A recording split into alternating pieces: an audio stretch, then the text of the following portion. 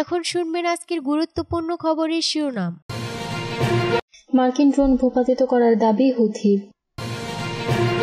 পাকিস্তান আফগানিস্তান সীমান্তে উত্তেজনা, গোলাগুলি। যুদ্ধবিরতি ভেঙে লেবাননে ইসরায়েলি হামলা। অনুতাপ জানিয়ে জেলেনস্কি বললেন ট্রাম্পের বলিষ্ঠ নেতৃত্বের অধীনে কাজ করতে প্রস্তুত আছেন।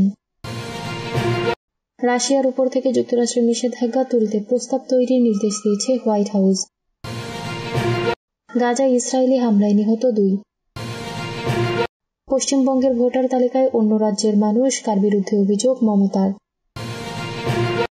মার্কিন ড্রোন ভূপাতিত করার দাবি হুথির। মঙ্গলবার ইয়েমেনি গণমাধ্যম জানিয়েছে হোদেইদা প্রদেশের উপকূলে একটি আমেরিকান ড্রোন গুলি করে ভূপাতিত করা হয়েছে। ইরানি গণমাধ্যম পার্স টুডে জানিয়েছে হুথির খবরের আরও বিস্তারিত এখনও প্রকাশ করা হয়নি। কিছুদিন আগে ওয়াশিংটন ঘোষণা করেছিল যে হুথিরা গত 19 ফেব্রুয়ারি প্রথমবারের মতো ভূমি থেকে আকাশে নিক্ষেপযোগ্য ক্ষেপণাস্ত্র দিয়ে আমেরিকার যুদ্ধবিমানগুলোকে লক্ষ্যবস্তু করেছিল। ওয়াশিংটন হুথির SAM ক্ষেপণাস্ত্র ব্যবহারকে এই অঞ্চলে মার্কিন যুক্তরাষ্ট্রের সাথে ইয়েমেনি সংঘর্ষের ইতিহাসের একটি গুরুত্বপূর্ণ মোড় বলে মনে করে। আফগানিস্তান পাকিস্তান সীমান্তে উত্তেজনা, গোলাগুলি।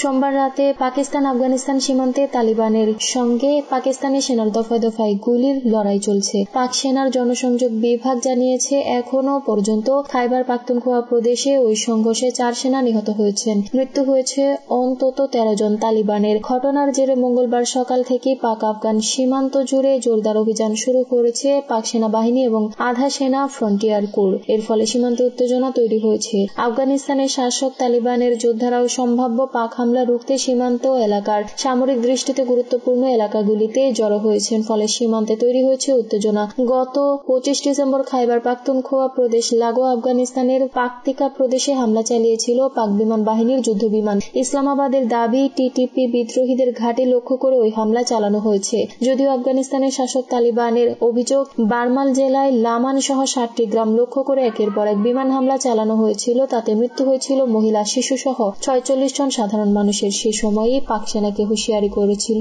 তালিবান। যুদ্ধবিরতি ভেঙে লেবাননে ইসরায়েলি হামলা।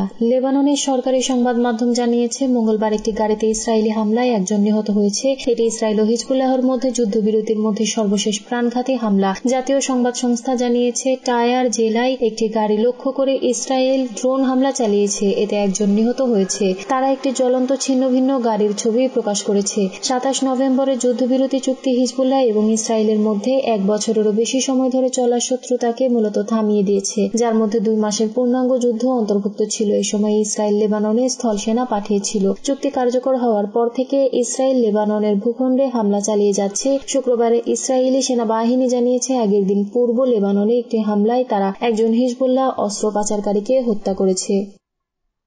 অনুতাপ জানিয়ে জেলেনস্কি বললেন ট্রাম্পের বলিষ্ঠ নেতৃত্বের অধীনে কাজ করতে প্রস্তুত আছেন। হোয়াইট হাউসে যুক্তরাষ্ট্রের প্রেসিডেন্ট ডোনাল্ড ট্রাম্পের সঙ্গে বৈঠকে বাকবিতণ্ডা হওয়াকে অনুতাপের বলে উল্লেখ করেছেন ইউক্রেনের প্রেসিডেন্ট ভলোদিমির জেলেনস্কি। একই সঙ্গে তিনি বলেছেন প্রেসিডেন্ট ট্রাম্পের বলিষ্ঠ নেতৃত্বের অধীন যত দ্রুত সম্ভব রাশিয়ার সঙ্গে চলমান যুদ্ধের অবসানে কাজ করতে প্রস্তুত ইউক্রেন। যুক্তরাষ্ট্র ইউক্রেনে সব ধরনের সামরিক সহায়তা স্থগিত করার পর আজ মঙ্গলবার এক বিবৃতিতে একথা বলেছেন ইউক্রেনের প্রেসিডেন্ট। এক্সে এক পোস্টে দেওয়া বিবৃতিতে জেলেনস্কি বলেছেন ওয়াশিংটনের হোয়াইট হাউসে শুক্রবার আমাদের বৈঠক যেভাবে এগিয়ে যাওয়ার কথা ছিল তা হয়নি। এভাবে ঘটনাটি হওয়া অনুতাপের এখন সঠিক কাজ করার সময়। জেলেনস্কি বলেছেন আমার টিম ও আমি প্রস্তুত রয়েছি প্রেসিডেন্ট ট্রাম্পের বলিষ্ঠ নেতৃত্বের অধীন শান্তি প্রতিষ্ঠার জন্য কাজ করতে, যেটা স্থায়ী হবে।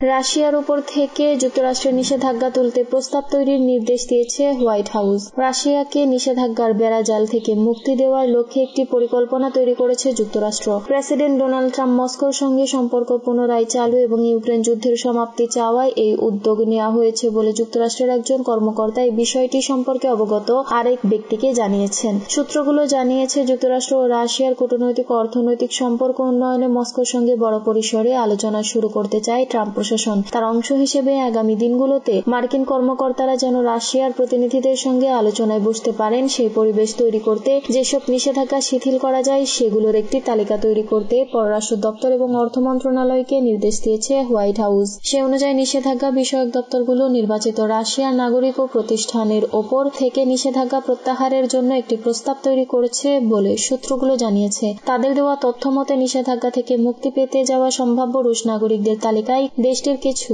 অলিগার্কও রয়েছেন। নিষেধাজ্ঞা নিয়ে কাজ করা কর্মকর্তারা প্রায়ই এ ধরনের কাগজপত্র তৈরি করেন, তবে সম্প্রতি হোয়াইট হাউসের এরকম একটি অনুরোধ ট্রাম্প এবং তার প্রশাসনের মস্কোর সঙ্গে সম্ভাব্য চুক্তির অংশ হিসেবে রাশিয়ার উপর নিষেধাজ্ঞা শিথিলের সদিচ্ছাকে তুলে ধরেছে। গাজায় ইসরায়েলি হামলায় নিহত 2।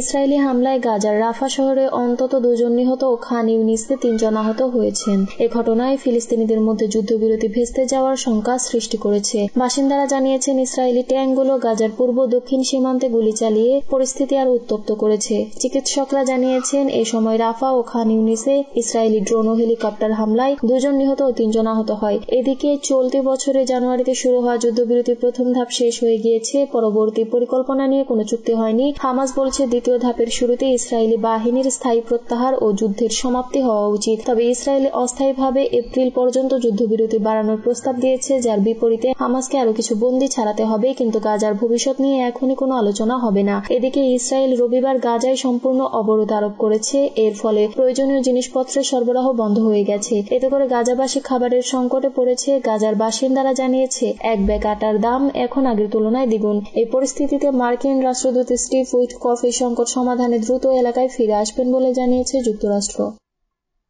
পশ্চিমবঙ্গের ভোটার তালিকায় অন্য রাজ্যের মানুষ, কার বিরুদ্ধে অভিযোগ মমতার। ভারতের পশ্চিমবঙ্গে অষ্টাদশ বিধানসভা নির্বাচনের ঠিক 1 বছর আগে তৃণমূল কংগ্রেস কেন্দ্রীয় নির্বাচন কমিশনকে কয়েকদিন ধরে লাগাতার আক্রমণ করে যাচ্ছে। গত বৃহস্পতিবার মমতা বন্দ্যোপাধ্যায় অভিযোগ করেছেন পশ্চিমবঙ্গের ভোটার তালিকায় অবাঙালি রাজ্যের মানুষের নাম ঢোকানো হয়েছে, যাদের পশ্চিমবঙ্গের পাশাপাশি নিজেদের রাজ্যতেও ভোটার কার্ড রয়েছে। মমতা বন্দ্যোপাধ্যায়ের বক্তব্য ছিল, বিষয়টি জেনেও কোনো ব্যবস্থা নিচ্ছে না ভারতের জাতীয় নির্বাচন কমিশন। বিষয়টিকে আগামী দিনে তৃণমূল কংগ্রেস যে ভারতের নির্বাচন কমিশন এবং বিজেপির বিরুদ্ধে একটা ইস্যুতে পরিণত করবে তা বোঝা যাচ্ছে, কারণ মমতা ভুতুরে ভোটার খুঁজে বের করতে একটি কমিটি গঠন করেছেন। এই কমিটি আগামী বৃহস্পতিবার বৈঠক করবে বলে আজ মঙ্গলবার জানা গেছে। ভুতুরে ভোটার কি? তৃণমূল কংগ্রেসের চাপে গত রোববার বিষয়টি নিয়ে সাফাই দেয় নির্বাচন কমিশন। কমিশনের পক্ষ থেকে বলা হয়, election photo, identity card, epic বা ভোটার কার্ডের নম্বর একটি থাকলেও একই ভোটারের একাধিক কার্ড থাকতে পারে। নির্বাচন কমিশনের এই বক্তব্য মানতে নারাজ তৃণমূল কংগ্রেস। গতকাল সোমবার তৃণমূল কংগ্রেস নির্বাচন কমিশনকে 24 ঘন্টা সময় দিয়ে বলেছে, কেন পশ্চিমবঙ্গের বাইরে রাজ্যের এত ভুতুরে ভোটার তা কমিশনকে ব্যাখ্যা করতে হবে, নইলে এই ভোটারদের নাম ও অন্যান্য নথিপত্র প্রকাশ্যে আনবে তৃণমূল। মমতা বন্দ্যোপাধ্যায় গত সপ্তাহে এক সভায় অভিযোগ তুলে বলেছেন, অন্য রাজ্যের এই ভুতুরে ভোটারের কারণে দিল্লি সহ বিভিন্ন রাজ্যে বিজেপি নির্বাচনে জিতেছে। যারা রাজ্যের ভোটার নন তাদের অন্য রাজ্য থেকে এনে রাতারাতি ভোটার বানিয়ে ভোট দেওয়ানো হচ্ছে। পশ্চিমবঙ্গেও এটা করার চেষ্টা হচ্ছে।